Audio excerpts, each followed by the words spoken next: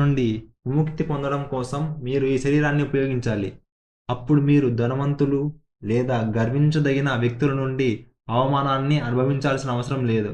భౌతిక సంతోషం కోసం మరియు బాధలు ఒకరి గత కర్మఫల ఫలితంగా వస్తాయి. దానిని సహించండి.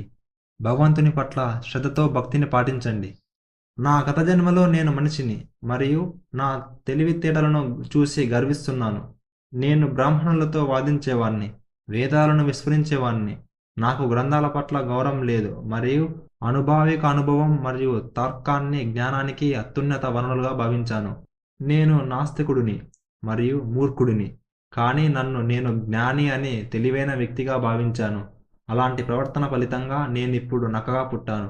ఈ నక్క శరీరంలో నేను ఏ గ్రంథ సంబంధమైన అధ్యాయం లేదా భక్తి సాధనలో పాల్గొనలేను. నేను మనిషిగా పుట్టాలని చాలా కోరుకుంటున్నాను. నక్క యొక్క ఈ మాటలు విన్న